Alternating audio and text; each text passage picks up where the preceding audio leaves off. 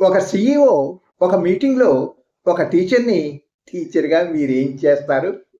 అని హేళనగా నవ్వుతూ చులకనగా, ఒక టీచర్‌గా బతుకుతున్న వ్యక్తి నుండి ఒక విద్యార్థి ఏం నేర్చుకుంటాడు? అయినా మీరు టీచర్ కదా! నిజాయితీగా చెప్పండి. మీరేం సాధించారు? నిజాయితీ, నిబద్ధత, వృత్తి పట్ల గౌరవం ఉన్న లక్ష్మి టీచర్, నేను పిల్లలు వాళ్ళ శక్తి కన్నా ఎక్కువ శ్రమించేట్లు చేయగలను.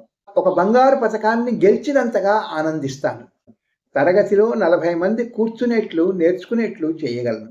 అదే వాళ్ళ తల్లిదండ్రులు 5 నిమిషాలు కూడా కూర్చోబెట్టలేరు. ఫోనో, టీవీయో చేతిలో ఉంటే తప్ప.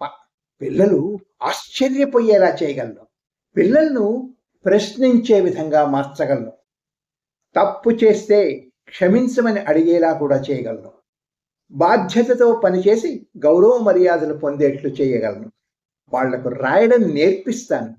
కీబోర్డ్ సహాయంతో కాదు సుమా, చేత్తో రాయడం, చదవడం ఒక అలవాటుగా మార్చుతాను. మ్యాథమెటిక్స్, గణితంలో నిష్ణాతులను చేయగలను. వాళ్ళ మెదళ్ళు వాడడం నేర్పిస్తాను. పిల్లలకు సంస్కృతి సంప్రదాయాలు నేర్పిస్తాను. వాళ్ళు వాళ్ళ శక్తి సామర్థ్యాలతో విజేతలను చేయగలను. నేనొక టీచర్గా తలెత్తుకొని జీవించగలను. ఇతరులు కించపరిస్తే లక్ష్య పెట్టను. నేనొక టీచర్గా రేపు మీ పిల్లల్ని సీఈఓలుగా, డాక్టర్లుగా, ఇంజనీర్లుగా ఎదిగే విధంగా మార్పు తీసుకురాగలను. సీఈఓ గారు, మీరేం చేస్తారు అని అడిగింది. సీఈఓ తలదించుకున్నాడు.